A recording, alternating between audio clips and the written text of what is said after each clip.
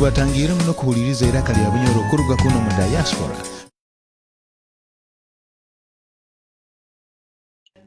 Welcome. This is Iraka lya Bunyoro in the Diaspora, the voice of Bunyoro in the Diaspora, and it is Coroline Ateenyi, your host as ever. Mwebale muno kutuninga ini Abanyoro na Banyoro Kati and friends of Bunyoro. This is Iraka lya Bunyoro sponsored by BKDA, Bunyoro Developmental Association, and Rise Up Community Inclusion. Mwebale muno kutuninga ini. Happy Valentine all of you, and happy birthdays to everyone who was born on this special day. Iraka lya Bunyoro in the Diaspora is sponsored is in two languages. That is Bunyoro, the language spoken by the people from Bunyoro, and Bunyoro is found in the western part of Uganda. Kandi no Murujungu, that is English. Mwebale muno kutuninga in. Today we have a very special guest, a very important person in our community here in the UK. He is a community leader, a very important person. I don't want to waste time to introduce him. I would want to welcome him to introduce himself, and thereafter we'll start our show today. Omukuru onu nagenda kwebazaho atugambire kikyali hanyuma tutandike na program yaitu eya kilo kinu. Abwooli wange webale muno kwikiriza kuyija hano Iraka lya Bunyoro mu Diaspora kuba hamu naitwe kandi watwekitinisa kwikiriza kuyija kubaza na nyowe kilo kinu. Nyowe nka Coroline host wa Iraka lya Bunyoro mu Diaspora nsemererwe muno kuba ntungire kitinisa kinu kuruga haliwe kandi wa embracing the voice of Bunyoro in the Diaspora. Nobugambo obwo buke nkwenda obehe bugambo bwo kugambira aba viewers baitu, ba listeners baitu bona ba tuning in from across the world to hear, to know who you are, and then we'll start with the topic of today. Otyo muno Abwooli. Okay, ka mbanze ntandikire kubanza no kubanza Omunyoro mbagambire amabara gange nubo hanyuma nja kusaba kuba nyene kin kusaba. So amabara gange ni nyowe Patrick Dedo Byekya wa Byekya Kwesiga Abwooli. Nzarwa Masindi, Western Uganda, Uganda. So in brief, I have just introduced myself as Patrick Dedo Byekya wa Byekya Kwesiga Abwooli. I will get into the details of all these names, probably plus a few more at some point. And I will request, probably going forward, I speak more in English because I have got a lot of international followers who don't know Bunyoro at all. So, ekyo njakuba nikyongeraho, but omubike nigoma baragange ebisigayireho nebinkora na kekindi nja kubyongeraho obundava nyikirizibwe host waitu.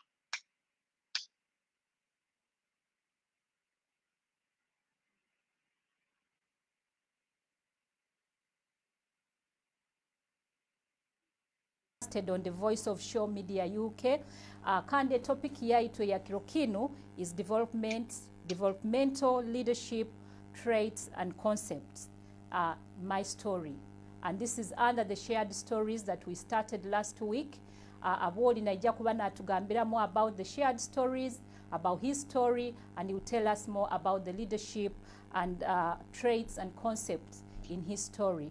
Hati Abwooli wange nkwenda nkubungambire utandike kutugambiraho about your story kandi no besinga ha developmental leadership and traits and concepts. Okay, great, super.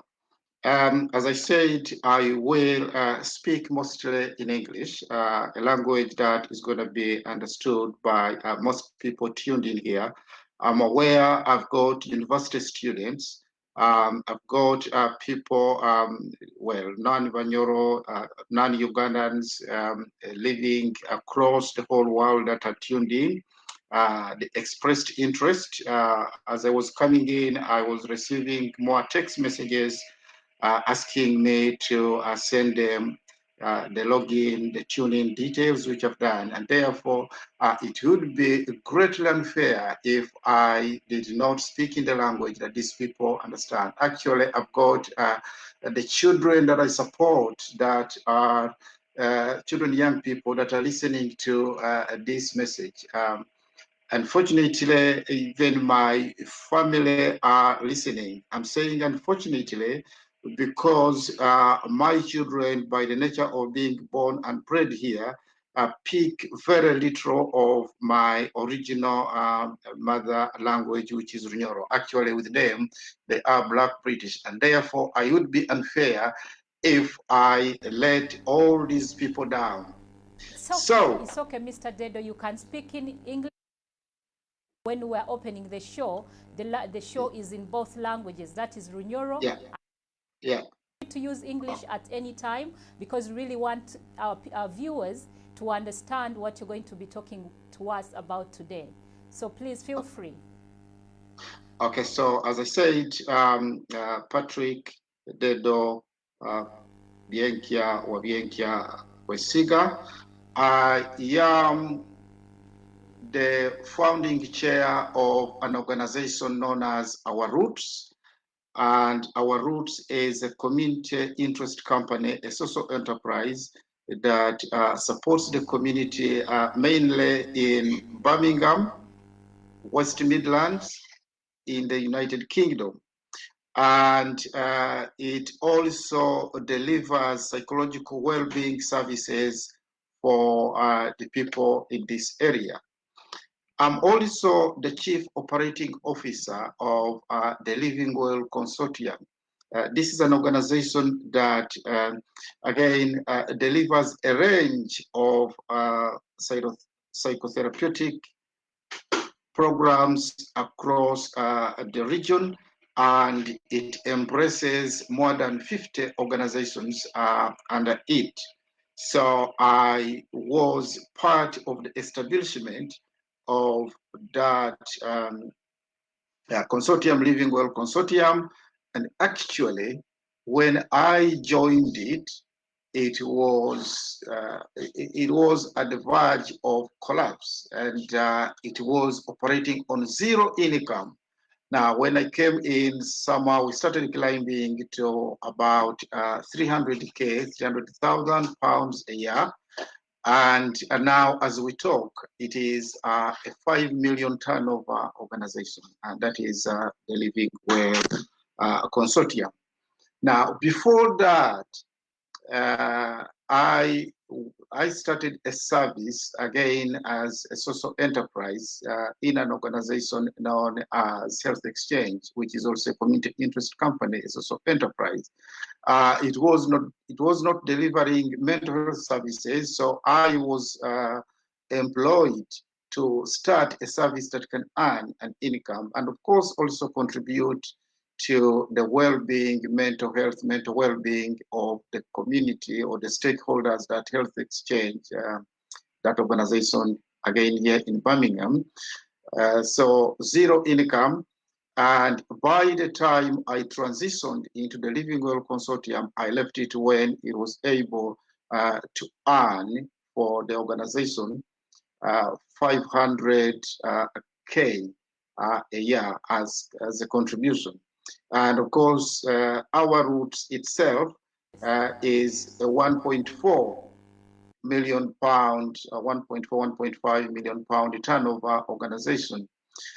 So in a nutshell, that is me, and that is what I do. But let me tell you one thing. There is one thing working, and there is one thing touching and impacting lives. and a social enterprise, a community interest company, a community organization should be able to touch individual lives. And you have to see this. It's not hidden anywhere. It is not hypothetical. It is not theoretical. It is not general. It is specific. Actually, when you invited me to take this, and at the turn of this week, two things happened. And this is a testimony from the very beginning that I want to tell you and open with. One, there is a young lady that I supported, or we supported, in the concept of our roots and the philosophy of what our roots does. And that was about 15 years ago.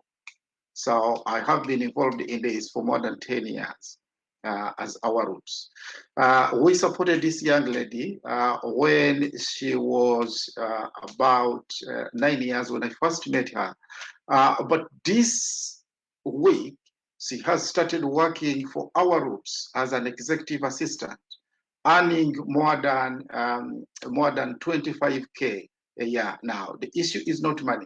The issue is how much we have done for this young person. And now that is a simple tester, a simple glimpse of how much we have done. So in a measurable terms, there is that. That's one. Number two, just yesterday, I received a text message from one of the parents of our roots children. We call our children, that we support our roots children. She, and this is what she wrote. Dear PK, I thank you for what you do for our children. The children are motivated. We thank you for the educational programs that you deliver, for the range of activities that you deliver, but also for the awards that you gave them. I think she was writing last week, we had an award for our children, or awards. All the about 50 children received different awards. Of course, that cost us 1,600. Again, the issue is not money, but what we put in to be able to motivate the children to be what they do. So we awarded in reading and writing skills. We awarded in how much they're involved in education activities and how much they love that. We awarded on best mannered children that the parents and the schools are happy and pleased with. We awarded on the children that uptake the range of activities that we deliver, including dance, music, fitness, and feel good therapy to make them good. So those two testimonies in the measurable terms, for me, fulfills me and fulfills what we stand for and what we do. Now, I just wanted to give you a glimpse of what our roots does, and a glimpse of what the Living Well Consortium that I supported when I joined it, when it was at the actually zero income. And I also talked about another organization, Health Exchange, that I supported. Now, there is the issue, as I said, of income. Well, income coming in, but also the impact that we make for the community. For example, Living Well Consortium last year supported 10,000 people in their psychological well-being needs. So that is a lot of support we have given to 10,000 people.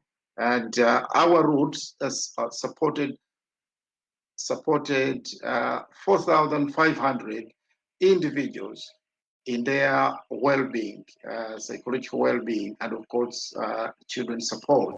Just to come in, Mr. Dedo, yeah. just to come in a little bit. So all Yeah. these children that you're supporting, and the kids and the young adults, young youth, I can imagine, is it Yeah. free support you give them, or do they pay for this service? Because you're talking about the roots, you're talking about for the Living Consortium, and you've talked about 3 organizations. Are all your services free to these children? Now, the answer it is hypothetical and probably philosophical, I may say. It's not free, but it is given to them for free. The people receiving the service is for free, but they are not free because they are paid for by some other sources of income. Amazing. Okay. Yeah. All right. So then how do you get your children who come to use these services? Do you any child is any child from any background, do they qualify, or do you follow a certain procedure to know that this child will benefit from this service, this one cannot? So how do you get your clients? Yeah, we've got an inclusion statement. So the inclusion statement now, if I may talk for our roots, because I've got a number of hats here. So it is for anyone that is in need of our services. And the services are people want to be supported in their educational needs, the young people. They want to integrate in the community and be able to compete positively and achieve in their educational, economic development, and social capital, so that they're able to engage socially and engage positively. And therefore, as long as you are in need of our service, you can get it. But of course, there are disadvantaged people. There are disadvantaged communities, definitely, and therefore you'll find the most of our mostly young people that we support are mainly of Black and ethnic minority communities. But note that we don't accept the others if they wish. And of course, some have wished and have joined, and they get the service. So it is for everyone. Of course, according to the laws of the United Kingdom, you cannot discriminate anyone. And of course, we love to support everyone. So yeah, so go and tell us more about the story. You were telling us I had to come in and just to make our viewers understand that your service is received for free. So go on and tell us more about what you do, Mr. Dedo. Yeah, I think for me, one thing that I really wanted to make sure that we get from here, of course, after all the stories and what I am, is the concept of social enterprise. Social enterprise, this is when what you do it for the community or for society. And what you earn, you don't earn it for your own individual benefit. Actually, when you get profits, the normal would be profits in business, those are not profits. We call them surplus. And then this surplus is plowed back into the organization in order to deliver more services or to improve the services that you already have. And now talking about a social enterprise, and then we'll get to this as we, we'll get more of this as we get along, and probably if we get another chance another day or another time to come and talk about this concept of social enterprise. And going back to Bunyoro, Voice of Bunyoro, I'm mindful that this program, one way or the other, has got to have relevancy to the people of Bunyoro. So it would be good for people of Bunyoro and actually Uganda and indeed Africa to develop the concept of social enterprise. You know, the problem that we have in Uganda and Africa is thinking that the government is going to do everything for society. That is not what we do as social entrepreneurs. Social entrepreneurs, we support the government to be able to deliver services for people. Actually, the government buys the services of social entrepreneurs. So we are commissioned as Living Well Consortium, we are commissioned by the government, by the Department of Health, by the clinical commissioning groups. As our groups, we are commissioned by the government, by the Department of Health, by clinical commissioning groups to deliver services. So the government is not going to be managing services, all the services. And actually, when you give the government to manage services, they get it wrong. It ends in a lot of bureaucracy. But when you give it to the people are able to deliver these services for their people, for the communities. And of course, there has to be regulations that are going to be in place to make sure that indeed there is accountability. There is a reporting mechanism. For example, we could have, if I put it in Uganda, or other African countries, and I know we have got an NGO board or something like that. I've ever had an NGO in Uganda. I think it is still there. So there would be a desk to regulate social enterprises, because social enterprises fall under wider voluntary and community sector. VCS is called here. They are. What I know with social enterprises, maybe it's because some of us may not really understand what it is all about. So we probably would need to explain to us what it is, because most of us are used to non-organizational profits, NGOs.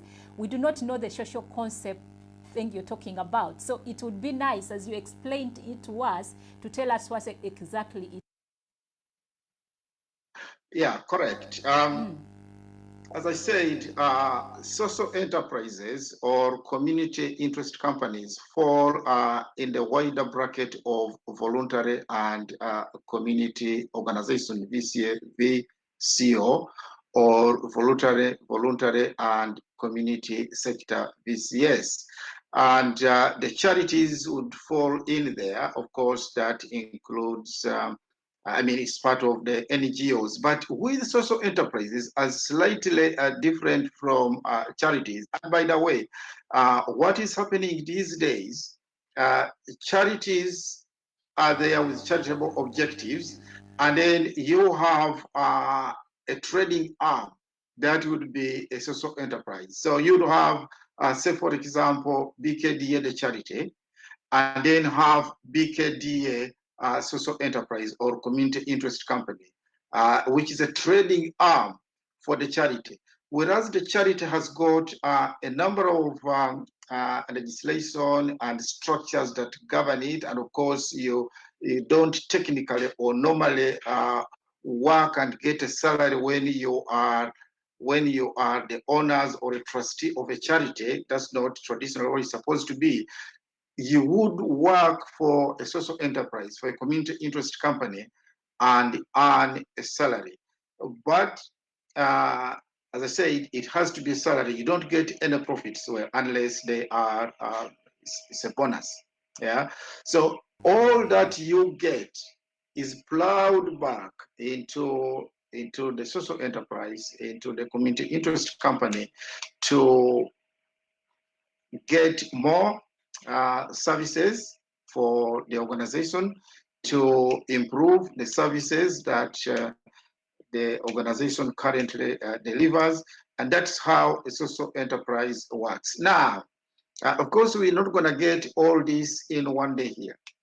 If, for example, the government, the government of Uganda or the kingdom of Bunyoro Kitara Kingdom, and I mean all the other African countries or even European countries, if they wanted to set up social enterprises, they will need to have a clear understanding of this. They would have to borrow, or not borrowing money, but to borrow ideas, to be educated. For example, there is the ILM, the Institute of Leadership Management, and this delivers social enterprise kind of promotion. Actually, there's deliverables.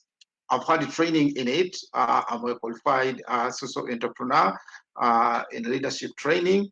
So this this institute can be hired or commissioned by the government, say government of Uganda, or the Kingdom of Bunyoro, or any other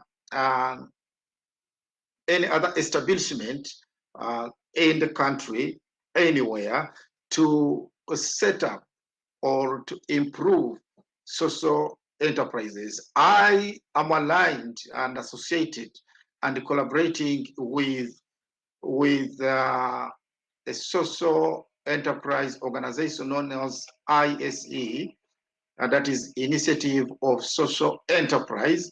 Again, it helps organizations, helps countries to set up social enterprises. I know they've gone into Thailand, I know they've gone to China, I know they've gone to the Caribbean. And as I said, the beauty of social enterprises is to relieve the pressure and the burden from governments and put it in the hands of the people to be able to deliver services for the people, because the people would know their communities. And that's one thing about social enterprises, why they are community-based, because you know your community, you know their needs, and you know how best to serve them, instead of someone who is sitting somewhere. Yes. Mr. Dedo, just to make it clear to people, you said you're a qualified, can you support, are you a registered member of this organization? Because I know many people home are watching us, and this is the reason why we bring Voice of Bunyoro in the diaspora.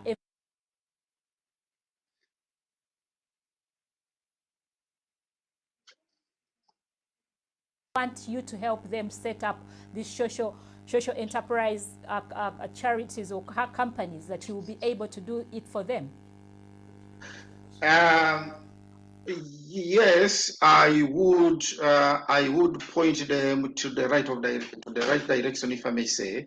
I could support as much as I can, but as I said, there are institutions, there are established agencies that can best do this, and at really a high level, at governmental level, you're not gonna probably easily deal with me.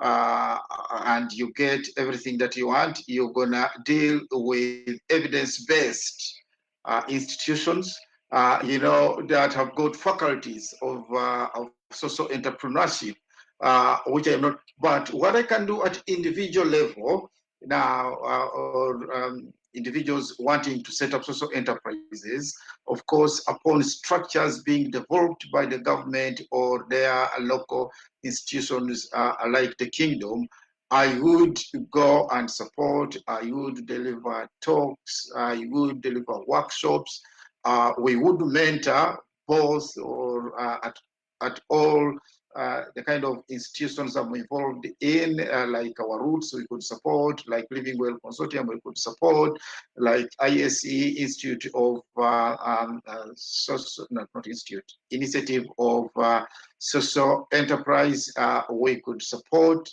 And also there is a level of funding through other funding bodies like Comic Relief to support building social enterprises in developing countries. There again, we could support. But let me tell you, the beauty of social enterprises is when you work, you earn, you support people, and of course, you support the initiatives of the government, not always begging the government. And that's why you see people are going into politics, or what we call partisan competitive politics. Probably. Would you advise now, for example, us here in the Bunyoro Developmental Association, we are a charity and we are trying to improve ourselves. We want our children here to be employed by the charity, but because we are governed by the charity commissions, the things that we can't. Could you advise us to change into a social enterprise? Is it possible for us to do that? Probably yes, if you wish, but as I said, you can have a charity and a trading arm. Now, the trading arm would be the social enterprise, and therefore there is no contradiction. So for the benefits or the things you want to do as a charity, you continue to do. For example, social enterprises are not going to start giving money, if I may put it that way. Or giving grants, if I may put it that way. Social enterprises work, employ people, and trade in the goods and services, mainly services that are for the benefit of the community.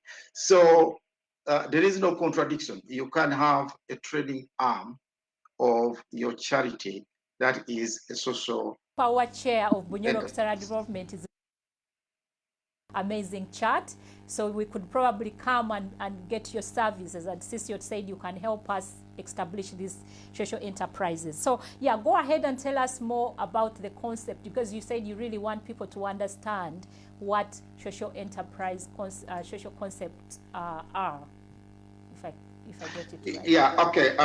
We will go into that. Then, of course, at some point, time allowing, I want now, underpinning all these things, underpinning social entrepreneurship, working to develop society, and how you run a social enterprise, and even the charity that, of course, you support and or you work under, and to an extent, political leadership. I'm talking of competitive political leadership, governance. Yeah. One of the things I want to talk about today or in the future is some of the traits, some of the tips that would make a good social entrepreneur, that would make a good leader, because you don't just walk in and get it right. Definitely not. There has to be a character. There has to be an experience. There have to be learned traits, and there has to be experience and wisdom that you carry, that you go along, in order for you to be the right leader that is going to inspire, that is going to stimulate, that is going to motivate the society and the people that you work with. You're not going to do it alone. So we will come to that. But probably to talk about social enterprises and community development, and more especially in developing countries, and of course, I will be talking also here as we do it here, but I suppose more especially the listeners back home in Uganda, where most of us originally came from, and in Africa, they will want to know the kind of trajectory that will be able to build them into social entrepreneurs and the advantages and what they can do.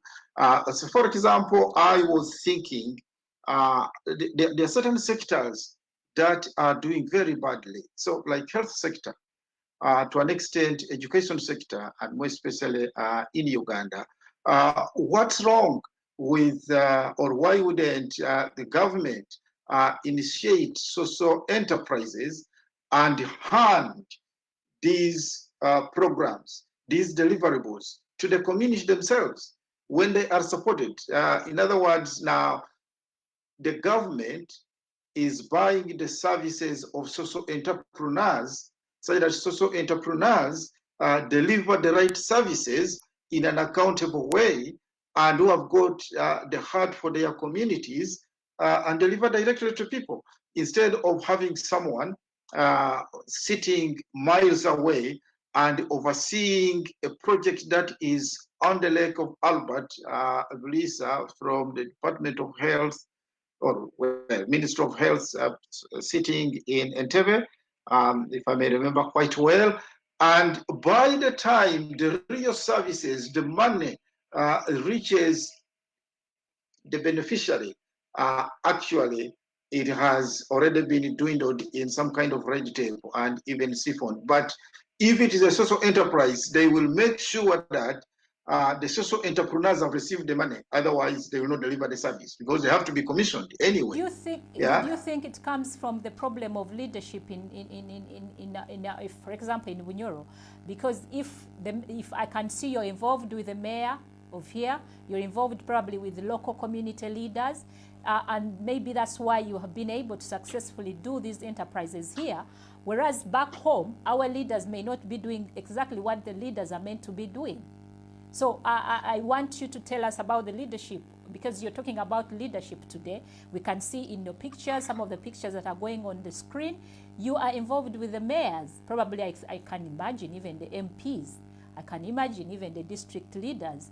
So our problem might not be people not being able to do social enterprises. It might be because of our poor leadership skills that we have back home. Yeah, correct. We even intend to deliver a program where we intend to invite the Honorable Prime Minister. I respect him, and more especially because of the COVID situation that he kind of, that came in his era. It wasn't easy. I respect him, and out of that respect for me, I was thinking and I've started planning to invite the Prime Minister to come and launch a certain program that is cooking. Yeah. But yes, we work with the leaders, and there is leadership, as in political leadership, if I may call it that way. There is a governance, there is local authority. But I suppose, to answer your question, I think for me it is the issue of the hen and the egg. What comes first? What comes first? Whether, well, I think the egg came first, but I'm sure you'll say the hen came first, and then there we will balance, because I'm saying the egg and you're saying the hen, and we'll balance. So probably they may have to come together at the same time. So what I mean by the issue of the egg and the hen, you see, organized communities, organized social entrepreneurs will put the leadership at task. They will open their eyes, and instead of agitating for I don't want to annoy people. Some of them are very good friends, because when I'm talking about social development, I don't want to involve myself a lot in competitive politics. But I know some people will argue that you cannot talk about social development without political leadership. I know, but that's we can engage in that another day. So what I'm trying to say is, social entrepreneurs, organized entities that want to deliver for their communities, for society, can even come. By the way, we have locally here consortiums. We have social enterprise forums. And actually, for Birmingham, where I live, it is a social enterprise city, or it was last year, wherever we stand. Yeah. So if you have that kind of organized level of doing things, you will put your leadership at task, positive task. You will open their eyes. You will work together, because you are not competing against them. But at times the problem we get is when someone starts something that is developmental, the next day you will hear that they are standing as an MP. They are standing against someone somehow they wanted to work with, to be supported, and there will be mutual disrespect. So you start from mutual disrespect here, or you start from mutual suspicion, if I may put it, not disrespect, but mutual suspicion. So that is one. The social entrepreneurs, organized entities working together and putting their government, putting their leadership at task, positive task, working alongside them to open social enterprises that are going to develop their society and deliver goods. That's number one. But number two, as I said, and by the way, as we're talking here, one of my my very good friend we grew with, and we worked together for her to enter into politics. She's listening today. A very big person in the government of Uganda, and another colleague of mine is a political advisor to the president, and I think. I've got 3 or 4 other MPs, well, outgoing MPs that could be listening to this. So they all told me that they would be listening.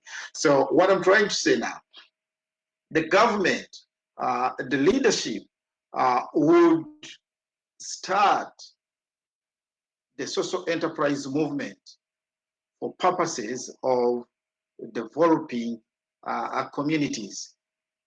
So it can come from either way, and that's how they will engage with the International Leadership and Management Institute. I think one of them, or they've got a big campus or establishment in Scotland. I think there is another one. The head could be in the United States of America, and these entities, these institutions of learning, of leadership, are ready to help governments develop social entrepreneurship, to help establish this movement. And therefore, yes, it should be able to help to support through either or working in tandem, that is hand in hand, the social entrepreneurs at different local levels and the leadership at national and policy development level to get these in place. And I would love to see a number of social enterprises in Bunyoro, a number of social enterprises in Masindi, Bulisa, Hoima, Kagadi, Muhororo, everywhere, at least at every kind of sub-county or at district level, at least, to develop the communities where these social enterprises are. We just need to know to educate our viewers and ourselves. Even me myself, I don't really understand the social enterprises. What benefits do we get from those enterprises like that? So if you could tell our viewers so that we can really know, and then we can be able to know that it's better to have a social enterprise than have a charity or than have an organization because of these different advantages and disadvantages, if that makes sense. Yeah, a social enterprise is like a limited company, if I may say. If I put it at individual level, is a limited company. And a charity, I'd put it at almost a level like probably a government, if I may put it that way, because governments would want to live on borrowed money, if I may put it that way, or aid, if I may put it that way, because charities mostly get funded by other bodies, including governments, to do certain work, and that's why they are on high level scrutiny, because the money traditionally that they get is handed to them to do certain things, or to hand over this same money to other people, individuals that are befitting and needed, mostly speaking. Yeah, I know the trend is changing somehow of late. And the main reason why the trend is changing is because most charities are having trading arms. And the moment you start trading for the benefit of society, for the benefit of the community, then you are becoming a social enterprise. Because what you're trading in is for the benefit of society, societal. That's why it becomes a social enterprise. And this money that you get, the income that you get, is to benefit the community, to benefit society, and not individuals. That's why I say they are like individuals. The individuals, when you start a company, what you trade in is yours, and no one is bothered how much you've got in. Well, apart from the tax man or the tax body, yeah, and they're not bothered how much what you've used your income for or your profits for. If it is for a holiday, you go for a holiday. Whereas for a social enterprise, you only earn a salary or what you are entitled. And even if you are a board of director or a trustee of a social enterprise, you will be put at task if, for example, you earned more than the market rate, of a salary. So, for example, if you are the CEO of a social enterprise that is earning 1.4 million, let me say in the case of our roots, and you say your salary is going to be 300K a year, you're going to be put at task. Whereas if you are a limited company and you earn you take the 300K, well, that is it, because that is your company. So the beauty of a social enterprise is, one, the level of regulation that is there to make sure that you are doing what you were meant to do. Actually, here in the UK, we submit annual reports to the CIC regulator, that is Community Interest Company Regulator, profiling what you've done for the organization or in the organization for the year. You also have got to make annual returns in accounts every year to explain every money that has come in and every money that has gone out. And you've got to be audited as well, again, to ensure that you are following the right financial and service delivery processes that you've put in place, but that are also in line with the law. So that is what you have got to do, or that's what social enterprises do, community interest company. They deliver work for society, for the community, and you're saying the benefits that there are. As I said, for example, as I was opening this show, and I gave a testimony of a younger person that we helped that now has come back and is employed by the organization as an executive assistant. That is a very, very great benefit that you get from there. And also, now in the case of our roots, for example, that employs about 50 people. When it started, when it was employing no one, because all the people that were working there were volunteers, not earning a salary. But now it employs 50 people. It trains, supports people to go on training. And I'm talking about salaried training. So they are learning as well as earning a salary. So they're on placement. So training an average of about 4 to 5 people per year at university level. Upon graduation, they're earning no less than 24K, and either within our roots or after graduation, they decide to go and be employed elsewhere. But the beauty is, because our roots, for example, is passionate about their staff, they invest in staff development, staff well-being, and the level of satisfaction, the retention of the people that go through our routes on higher education to get qualified in, for example, psychological well-being, the retention level is 100%. Sorry, no one has. We are going to go out for a little break and we'll return.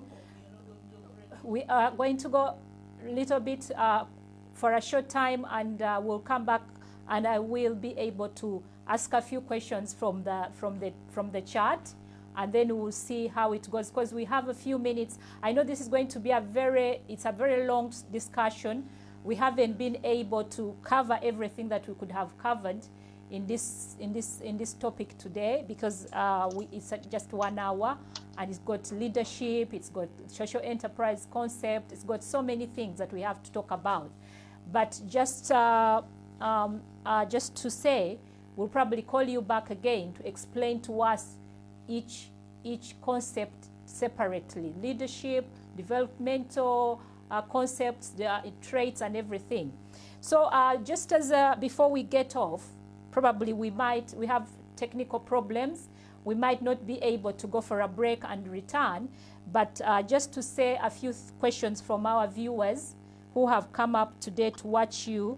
I just want to go through them and appreciate them, and then we see how to go about it as my technical people are dealing with the technical problems we are having.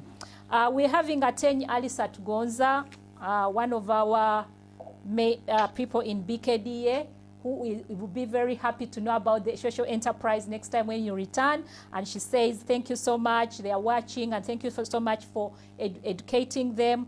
Sam Karuhanga is also thanking you, Mr. Dedo. Thank you, okora muno ebyonna ebyotusomeseze. Evangelist Amot Kabalega, who opened this show last week, is also here saying extraordinary effort. Thank you so much for all the work that you've done. Unfortunately, we haven't been able to show all the things that you do, but I'm sure our viewers have been seeing the pictures come up. But Mr. Dedo has already told you what he does. He's a very entrepreneur person, and he's done a lot for Birmingham City. Bobby Jones is also watching. He says, happy watching my blood God. My blood God bless you, brother Dedo. That's from my Bobby. Sister. Amazing. My sister in Dubai. Yeah, amazing. She's here also watching. Tugume Ben Isoke is watching as well. Tumwesige Mutiti is also Omsita, is also following. Morina Linda, our chair, is saying, I'm listening, and I would like you, Patrick Dedo, to advise on the social enterprise. That is our BKDA chair. She wants to take on that other arm that you've told us about. And Joseph Othieno, JJ, how do you go about setting up social entrepreneurship groups in Bunyoro? That's a question that you probably may want to address. And then we have Patrick Kamese is watching. I know he has always said we should turn away from charity to social enterprise. So today he's tuned in. I'm sure you will be able to discuss more about this topic. Kugonza Raksaija is also watching. Many other people are watching, but just for you to cover up those questions that people have answered, and probably we will have to see if we can play a little music. If it's we are unable, then we'll probably ask you to give us your closing remarks. Okay. So do you want me to respond to some of what I've heard now? That would be amazing. Okay, that's fine. Brilliant. I think I will start with the concept of social enterprise, mostly as people are appreciating. I will build on that. As I say, when you have a social enterprise, you're not contradicting anything. Actually, it is a win-win-win, so triple win. you are winning in that you're earning. That's why it is an enterprise. So it's not that you're sitting there and doing nothing. So you are earning, and you must be having an enterprising mind, or you must learn about enterprises and be able to earn. So that's number one, you're earning. And number two, you are serving a community or society. And therefore, the satisfaction you get from serving people cannot be emphasized really more than this. And number three, you are supporting the efforts of the government. I know people. People think that the government should be doing everything, and more especially undeveloped minds, if I may put it that way. Sorry, with due respect. They think everything should be coming from the government, and everyone should be somehow sitting somewhere and employed by the government, or even getting benefits from the government. But no, actually, we even support as social enterprises people from benefits back into work, and they're able to start earning. So those are the triple wins that you get. And no one wants to associate with something that doesn't grow, that doesn't develop. And I thank Mr. Kamese for thinking like that, Patrick Kamese. And actually, Patrick Kamese is my OB, all the way from primary to university. So I thank him for thinking like that. You have to, I mean, people want to associate with institutions that work, that develop, and therefore that is a very good thing to do, to be seen to be doing developmental things. And as for how you set it in Bunyoro, number one, I think there has to be an atmosphere, a level of a policy around social enterprises by governments or institutions like the Kingdom of Bunyoro could support this. Again, we don't want the Kingdom of Bunyoro to be thinking in terms of what is the government giving us, which is fine if they do give, but what kind of processes, structures are we putting for the people to start ventures such as social enterprises in order to start earning an income for their community or for themselves, and develop society. And as I said, we could potentially tap in established agencies and institutions that develop social enterprises internationally. Probably the government of Uganda could have one, could commission one in Uganda. And at individual level, as I say, I'm able and willing to discuss, to sit with people, and help support the initiation of social enterprises. But I'm also a social entrepreneur. At times, I also have got to get support from some other agencies. That's what I'm saying. Last year, I was on a course of social entrepreneurs leadership. So I also have to get it from elsewhere. But with what I've been in for 10 years plus, social entrepreneur, our route started more than 10 years ago. I know what it takes and just sorry to cut you short because you're running out of time, but I just want, there's a very nice question in the chat which says, when does sustainability comes in both social and enterprise and charities? So if you could just wind up with that and give us how the sustainability comes in, and then I will ask you to give the closing remarks, because I love on your page, there's something that I want you to talk to our viewers as we close, and then we will be back with you, I think that you will be able to allow to come back to us and talk to us more about social enterprise, more about entrepreneurship, more about setting all these things in place in Bunyoro and here, because some people are saying we need them here as well. And you being a specialist, I'm sure you will be able to come back and teach us more about these things. So Hati, Mukuru Dedo, just tell us the sustainability comes in. How does sustainability, I don't know, the question is not very clear, of social enterprise No, it is clear. and charities? It is clear for me. Let me start probably by correcting something you just said. I'm not necessarily a specialist in social entrepreneurship, but I am a keen follower, and I believe in it. Okay, and amazing. I've gone ahead to get knowledge on how it works, and I still will get more knowledge about it. So yes, in that respect, I am. But there are other people that even teach it. They are professors of social enterprise. Those would be the specialists, I may say. Yeah, but from the practical sense of view, yes, I am a keen social entrepreneur, and I do it. And I've got the tips of how you can lead a social enterprise. And with sustainability, there are three levels of sustainability. The first level is how you keep it running financially. It is a business, if put simply in normal terms. Social enterprises are businesses.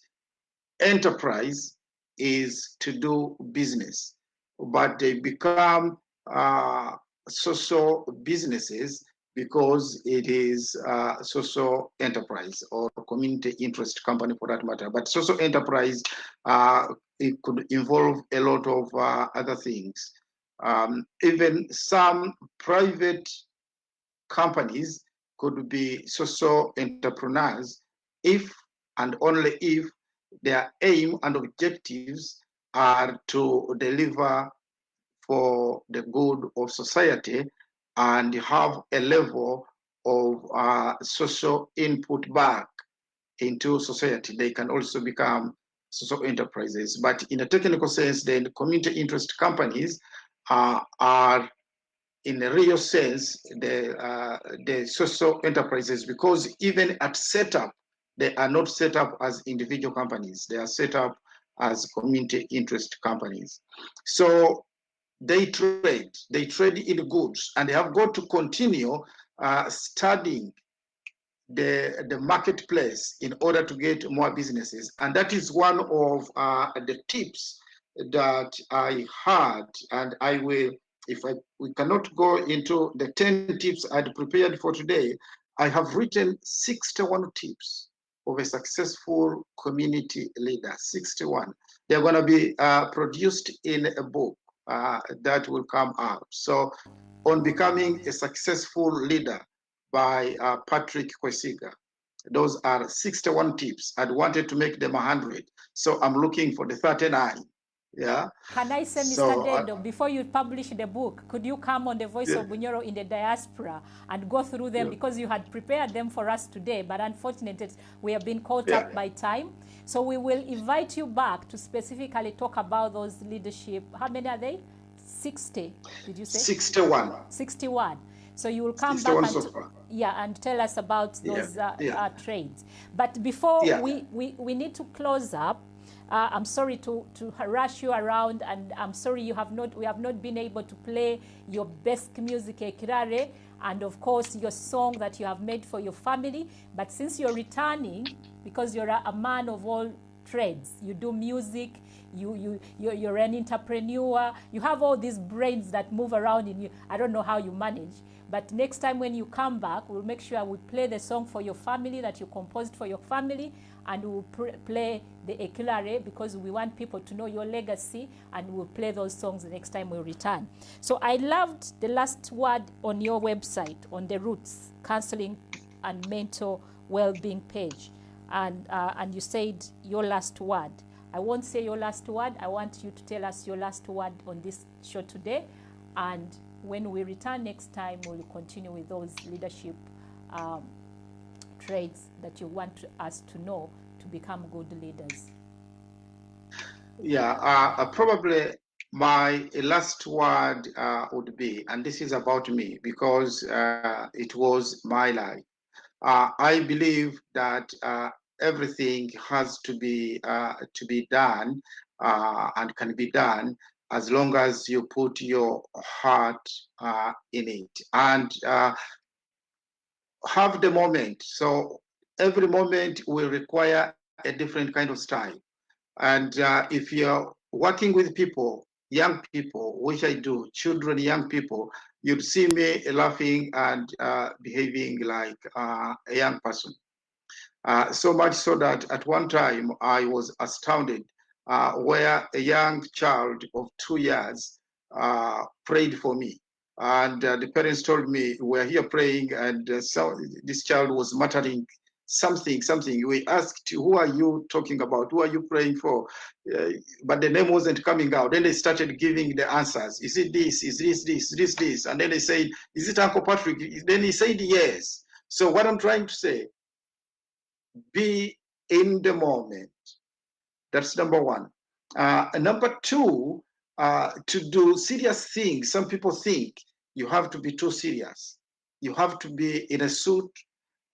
You have to be very complicated. Well, I believe that if I need to be in a suit and be with commissioners and be with the prime minister, I will put it on and I'll be with the prime minister and I'll fit in. And if I have to push my point through a joke, I will push it and it is still deliver. But I remain a very serious person. If you said I do play music, not necessarily that I'm trained in it per se, but when you call me and you say, Patrick, I want you to do this for me. Like yesterday, a certain international group called me to play for them on Valentine's Day. Not necessarily that I believe in it, but I accepted to play for them. I played till night, until morning. I played until morning, so trans night. Not because I didn't want my bed, but because they trusted me, and I said I'll do it for them. And so what I'm trying to say, be in every moment. You don't need to be too serious to be in suits, to say, I've said do this, and people start fearing you when you come in the house, when you come in the office. You have to make sure you coach, you mentor, you support. That's some of the tips that you will find in the leadership tips. You mentor and you learn every day how you're gonna deal with it and build the right people that are around you, the right cadres. You have to have a discerning eye, a discerning mind that will know Carol is the person that is going to take this organization even when I am not there. And make sure you trust her, build her, plant her, motivate her, and let her believe in your vision. Not necessarily in you. If they believe in you, that's fine, but in your vision, and they grow it. And therefore, belong and own every moment that you are in. And don't be selfish looking for money, but serve the people you serve. So much, Mr. Dedo, for those amazing closing remarks. And I just want you to tell the audience or the viewers that you'll be returning to teach us about your leadership traits that you've written before you publish the book, and probably they will all run to buy it. So that is a promise that you've got to say to us today before we leave. Could you say that promise or not? No, I suppose here there is another hen and egg scenario. I think let the viewers, you've got followers, you've got an audience. Let the viewers say, I think we need Dedo Patrick Byekya back. Instead of me saying I will come back. They are I saying don't want to impose. I don't want to impose myself. No, that's why they're asking. I'm asking you to say yes, because they have asked me to ask you to return, to give them those traits. Anyway, thank you so much, Mr. Dedo Byekya of Abwooli, for feeding us in today. Unfortunately, we haven't covered everything about you. Our shared stories has not come out properly because we have so many things we want to know about you. But next time when you come back, we will be sure everything, at least we will have one topic to discuss, and we're sure that everything will be covered then. Webale mno kuikiriza kuija kuba hano hairaka lya Bunyoro Diaspora, eri broadcasted on the Voice Show Media UK. Nituija kuba ntukugarukira kutukusaba kandi ba viewers baitu bakusabira ogaruke noija kuba no garuka nayi kuba hamu naitwe hano. This is iraka lya Bunyoro, our viewers and audience. Please, we are here with my team.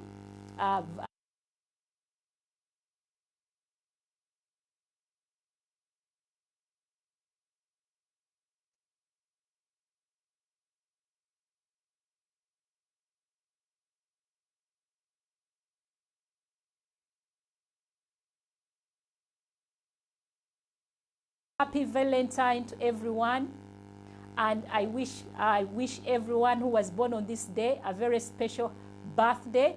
And we'll be returning next week, same time, 6:30, with another amazing lady. Please be there to watch and listen to what she's going to be talking to us about. And please continue following us on our Facebook page, Voice Media UK, and go back and rewatch the show today. Mr. Dedo will go back in the chat as well and answer some of the questions that you have asked him that he has been unable to address today. Nituija kuba tugaruka again next week 6:30. Nkabulikiro ninyowe Coroline Ateenyi, hairaka lya Voice of Bunyoro in the Diaspora, and it's brought to you, supported by Bunyoro Developmental Association and Rise Up Inclusion Community. And I will be back again next week. Have a lovely week ahead of us, ahead of you, and may God bless you. Thank you so much for tuning in. Inywena murale kurungi. Bye.